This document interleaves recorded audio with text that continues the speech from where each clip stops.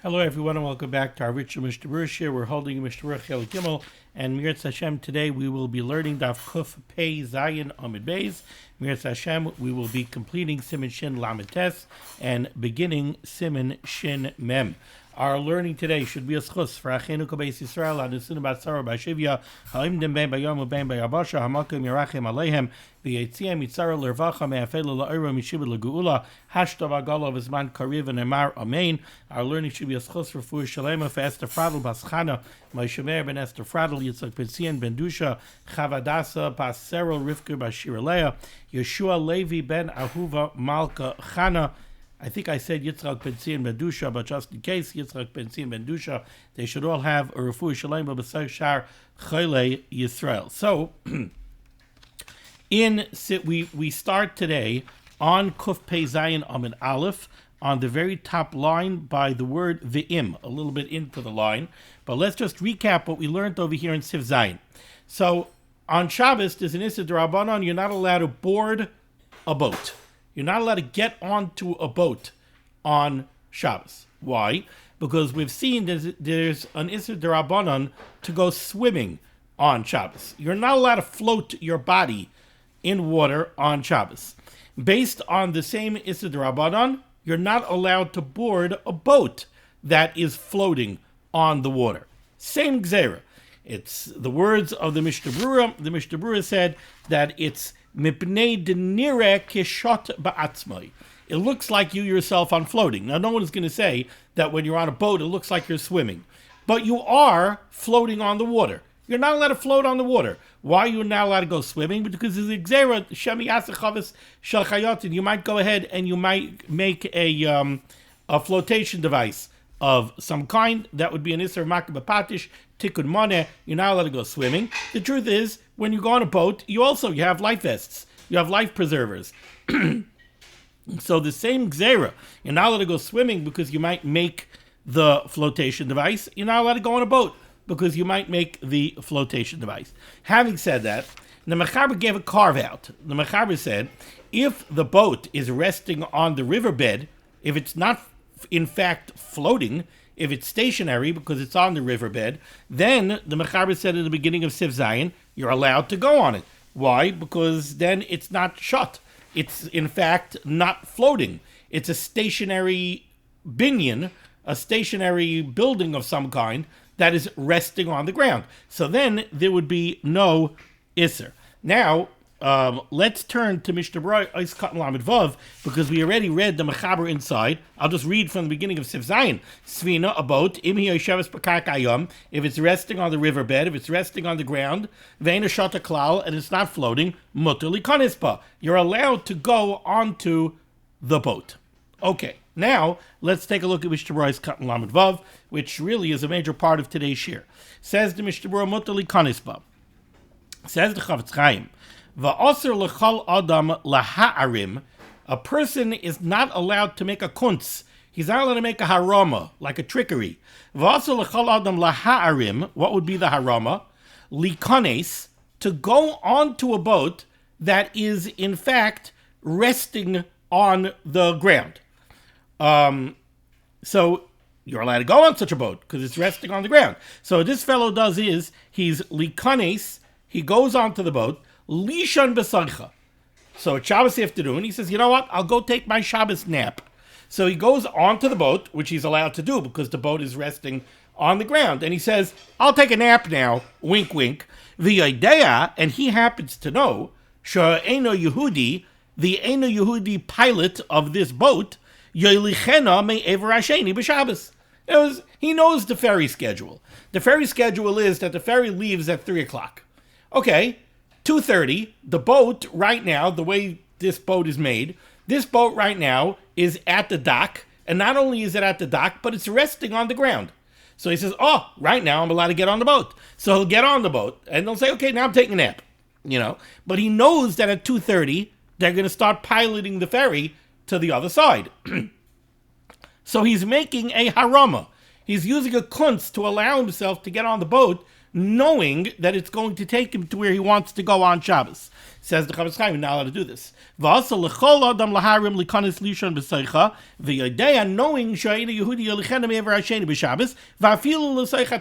and you're not allowed to do this even if there's no Tchum Shabbos issue. So even if you know you're not going out of the Tchum, so there's no Tchum issue here, but this is a harama to do a davar aser. You're not allowed to board a boat on Shabbos. You have a carve out, it's resting on the ground, but you're not allowed to get on it knowing full well that it's going to take you floating across to the other side. And in essence, that's what this fellow is doing. Says the Mishnah Berurah, V'ayin Siman Reish Mem Chesiv Gimel, he sends us back, way back near the beginning of Chelek Gimel. He sends us back to Siman Reish Mem Chesiv Gimel Bahagah in the words of the Ramah, where we learned an interesting halacha over there. Dim Nichnas Ba Me Erev Shabbos. If somebody gets onto a boat on Erev Shabbos, so somebody boards a ship on Erev Shabbos. Now, this is not a ship that's resting on the ground even. This is a ship that's in port, and it's floating away in the water, and he gets on the ship on Erev Shabbos. There's nothing wrong with getting on a ship on Erev Shabbos. Im nichtas ba be Erev Shabbos. If somebody gets on a boat on Erev Shabbos, v'kana sham shvisa, and he acquires the ship as his resting place for Shabbos. What does that mean? So this is a term that we're going to have to get used to because we're going to use it a lot when we get to Chelek Daled. Halachically, sorry, something stuck in my throat. Halachically, a person is said to be kaina shvisa. A person acquires his resting place for the purposes of Hilchos Shabbos when Shabbos comes in at Bein Hashmoshes. Wherever a person is located when Shabbos comes in during the Bein Hashmoshes period, that is where he is kaina shvisa. That's his home base. That's where he is said to be based halachically for Shabbos. Now, the primary place that comes into play is when it comes to the halachas of Tchum Shabbos. We know that the halach of Tchum Shabbos is that you get 2,000 amas away from the place that you were kaina shvisa on Shabbos. Now, really, it's more than 2,000 amas usually, right? Why? Because a person is in a city. A person lives in Lakewood. So he's kaina shvisa in Lakewood.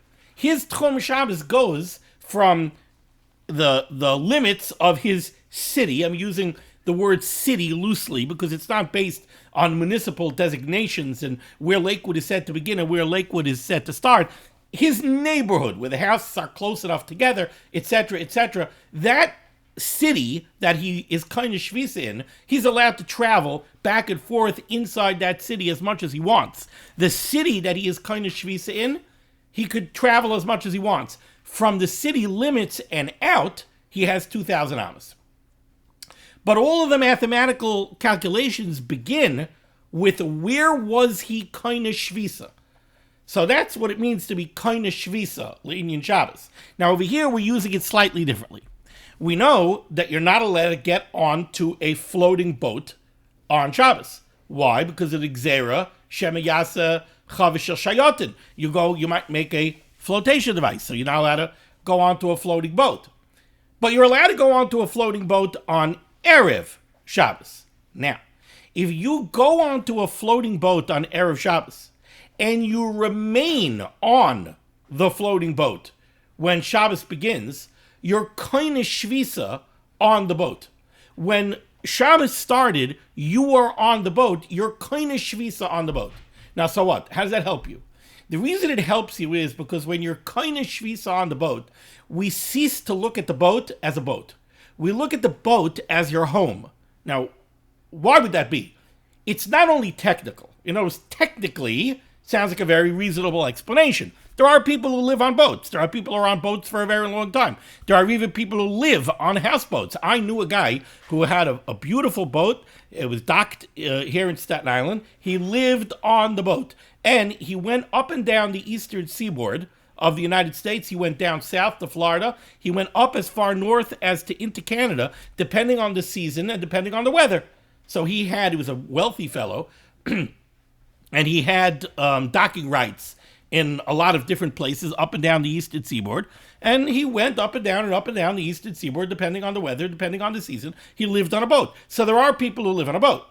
So technically, we could say, if a person got on the boat on Erev Shabbos, so he didn't get on the boat on Shabbos, he got on the boat on Erev Shabbos. When Shabbos came in, he was on the boat. But he wasn't on the boat, mitoras, he got onto a boat on Shabbos. No, he lives in the boat. When Shabbos came, his house happens to be a boat. You don't look at him that he got onto, he went lushut. He went to go float in the water on Shabbos. No, he lives on a boat. His house happens to float. But it's more than that. It's not only a technical distinction, it's also a distinction in you didn't get onto a boat, lushut, on Shabbos. It doesn't pass the gzera shema yaseh chavish shel shayotin. You live here. This is your home. It ceases to be a boat. Okay, so we learned this really in Reish Mem Ches. Matter of fact, the Ramah brought down a shita that went so far as to say that if you're on the boat on Erev Shabbos and you're kind of shvisa on the boat when Shabbos comes in, you could get off the boat after Shabbos starts and you can get back onto the boat. Even though you're getting onto a floating boat on Shabbos, you're still allowed to do that. Why? Because we don't see it that you're getting onto a boat loshut. No, you're going home. That's what you're doing. That's your house. You're going home. Okay. So says the Mishnah Berurah, Ayin Siman Reish Mem Chesed Gimel B'Haga, Tim Nichnas B'Mei Erev Shabbos V'Kana Shabbos Shvisa, Shari, you're allowed to get on the boat. Desu heavy kebeisoi, ve'ena nira achakach kishot. Va'afilu im yoylichenu chutz l'tchum shari. Now here's an interesting thing. You are kind of shvisa on the boat, and now the boat starts moving, even if it takes you out of the tchum. It's okay. Why? Because we don't look at you as going out of the tchum. You are on your boat. You're kind of shvisa on the boat. You're allowed to walk the entire length and breadth of the boat for the entire Shabbos, and you're still on the boat. Even though the boat might have moved 1,000 nautical miles, but you're still on the boat. So we don't look at you as having left your tchum. But you wouldn't be allowed to get off the boat and go on to another boat after the boat leaves the tchum, because now you're out of your tchum. Now you can't get off the boat. You're restricted to your boat. The rak b'sfina rishona mahalach es kula. You could go back and forth with the length and breadth of the first boat. Because you were kind of shvisa on the boat when Shabbos came in. So the same way you're kind of shvisa in a city, you have the entire city. When you're kind of shvisa on the boat, you have the entire boat. And Tafhei, Mavur Kal Prati Adinim Elu, really ain't kan Makaimoy Laha'arich. This is really something we discussed at length in Siman Reish Mem Ches, and we will discuss it at length again in detail in Taf Dalid and Tafhei Be'ezras Hashem Yisparach. Echad Hayaloi Chayv Gadol Eitz Alovid Gelulim. Let's say somebody owed a lot of somebody was owed. A Yid was owed a lot of money by an Eino Yehudi. Echad Hayaloi Chayv Gadol Eitz Alovid Gelulim. So Tony owes Ruvain $100,000. And now Ruvain finds out that Tony is ill and he might die. And if he dies, Ruvain doesn't know if he's ever going to see his money again. So there's a suffix here of a significant financial loss. So also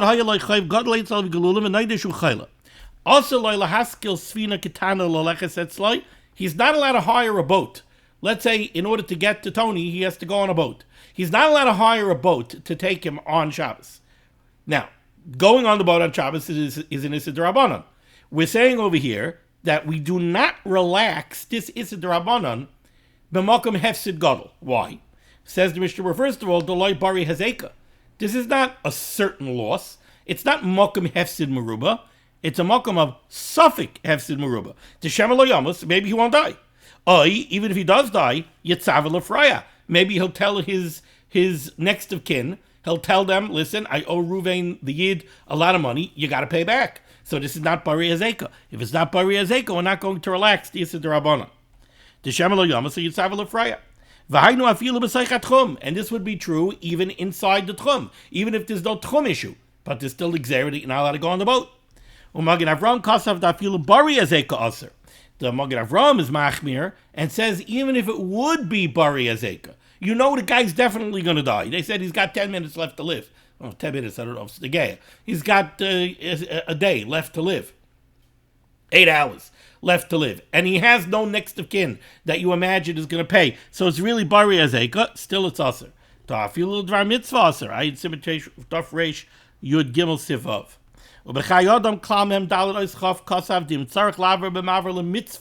If you need to go on some kind of a ferry for the purposes of a mitzvah, a mitzvah that could be done now, but it's a mitzvah iveres. It's a mitzvah that's going to go away. It's something that you could do now, but if you don't do it now, you're going to lose the chance. And there's no way to do the mitzvah unless you go ahead and you get on the boat now. Or the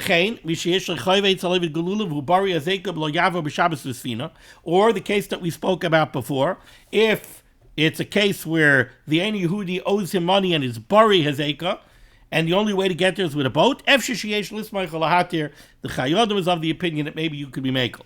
But if you have to go out of the tchum, then the Chayodim says you cannot be mekel at all. Okay, let's finish off the Siman over here. Back on the top line in the Mechaber, it says the Mechaber, if you have a ship and it's by the dock and it's not resting on the ground, but it's tied. It's got those big ropes tying it to the shore. Again, same way you're allowed to go on the boat that's resting on the ground. If the boat is in port and it's tied down, you're also allowed to go on it. And again, the reason is because when you go on a ship that's tied up at port, it doesn't right away look like you're going loshut. It's a tied down boat. People go up and down, on and off the boats when they're tied up at port all the time. So not necessarily are you going loshut, and therefore we could be mekel. Siman shin mem. Kamadinin midvarim ha'asura b'Shabbos ke'ein taladois me'avois. Here again is kind of a miscellaneous siman.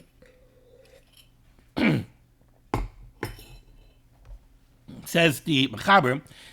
Here we're going to discuss various halachas that are usher, various things that are usher on Shabbos, because they are either a toilada or they're similar to a toilada of an av, uba yudal sifim, and here we have 14 sifim. Let's start Sif Aleph. Says the Mechaber. Aser litail sa'arai oitzi parnov. You're not allowed to pluck your hair or your nails. Bein biyad, whether you do it with your hand. Bein bekli, whether you do it with a keli. Bein la'atzmai, whether you're doing it on yourself. Bein la'acherim, whether you're doing it to somebody else. V'chayiv al shtei sa'arais, and there would be an iser daraisa to do this if you pluck 2 hairs. So actually, in this line of Mechaber, we said a lot. So there's an Av Malacha. The Av Malacha is Geizes. What is Geizes 101? You have a sheep and you want to share it. You want to share the wool off the sheep. That is Geizes. So what is Geizes? Geizes is whenever... Geizes is, say that 10 times fast. Geizes is when you have a Bal Chai, you have a living creature, could be animal, could be a person, and the nature of this animal or living creature is that there are things that grow that have to be cut off from time to time. The nature of it is they grow, you cut them, they grow, you cut them. So your hair, you take a haircut. Your hair grows, you don't just let it grow. You get a haircut. Your nails grow, you cut your nails. You have a sheep, the wool grows, you have to shear the wool. All of these things are nichlal, they all fall under the Av Malacha of Geizes. Now, what the Mechaber says over here is, you're not allowed to pluck your hair, you're not allowed to pluck your nails, and the Mechaber said, this is also bein bayad, whether you do it with your hand, so you go and you peel a nail off, bein bekli, or you take a nice nail scissor or a nail trimmer and you use a keli. They're both usher, but there is a difference between the two. When you do it with a keli, it's an issa daraisa. When you do it with your hand, it's an issa darabanan, because doing it with your hand is considered shaloi kederech. So it's an issa darabanan. Also, the Mechaber said, it's also to do this, bein la'atzmai, bein la'acherim, whether you're doing it on yourself or you're doing it to somebody else. And lastly, the Mechaber said that there's a shear. How much do you have to do for it to be over, to be issa daraisa? So when it comes to hair, you would have to pluck 2 hairs to be an issa daraisa. But not, he didn't say issa daraisa, I should correct that. He said v'chayiv. you are chayiv for 2 sa'aros. What does that mean? You would be chayiv to bring a karban chatos if you did it b'shoigig. It's an issa daraisa even if you do 1, because chatzi shear is also ben HaTorah. Nails, the mechaber didn't give a share for nails. He gave a share for here. Here, he said 2 hairs, chayiv to bring a karban chatos. 1 hair, it's a daraisa, chatzi shear also ben HaTorah. Nails, he didn't say. Okay, now let's take a look at some Mishnah Berurahs. Says the Mishnah Berurah is cut in aleph. Bein biyad, the mechaber mentioned 2 ways of removing the hair or the nails, and that was biyad, with your hand, or with a keli. Says the Mishnah Berurah, who adin b'shinav, people who bite their nails. Biting your nail off is an issa d'Rabbanan on Shabbos, because it's geizes shaloi kederech. So it's an issa d'Rabbanan. Bein b'kliya is cut in bays. Now, after ha-mechaber hishviyad l'kli, a sample reading of the mechaber, it sounds like whether you do it with your hand or you do it with a keli is the same. Bein b'yad, bein b'kli. Says the Mishnah Berurah, not true. Hurakli isura, they're both aser. The bekulan yesh iser, they are both aser. Aval inin chiyuva, but when it comes to it being an issa daraisa, where you would be chayiv achatos, yesh chilik beinein, then they're not the same. The biyad, if you do it with your hand, potter b'chal gavni, then you're potter aval aser, it's an issa d'Rabbanan, but you won't be chayiv to be a carbon, she'ein derech geziza b'kach b'choil, because that's not considered kedarkoi. That's considered shaloi kedarkoi. Ubekli chayiv b'chal gavni, but you do it with a keli, you're chayiv ta'avli ta'lod the goizes, because then it's a clear tilde of goizes. When he says that there's a chiv daraisa on 2 hairs, that's only with a keli. There's no chiv on 2 hairs if you do it with your hand, because you do it with your hand, it's only nisa d'Rabbanan. Ois cut gimel v'chayiv al shtei sa'aros. The mechaber said you're chayiv for plucking 2 hairs. Says the Mishnah Berurah, v'seir echad, if you pluck 1 hair, yesh ba yisur daraisa, it's still an issa daraisa, kamay kol chatzi shear, shal kol asurim, because chatzi shear is always also b'daraisa. V'chein adin b'chol malachos Shabbos, the same halacha applies to all malachas at Shabbos. Loi be'inabu shear le'inyan iser, el in chiv chatas. The only time there's a shear is for a chiv chatas, but it is a daraisa, there is even pachus mikashir. When it comes to nails, Kasav El Yerabba, the El Yerabba writes, even for 1 nail, you would be chayiv. You don't need 2 nails. This is very clear in the mechaber in Shin Chav Ches Sif Lamed Aleph, where we spoke about somebody who pulls off a nail that's hanging. And we spoke about if it's ruba, if it's not ruba, but it's very clear over there that even for 1 nail, it would be an issa daraisa. It would be a chiv chatas.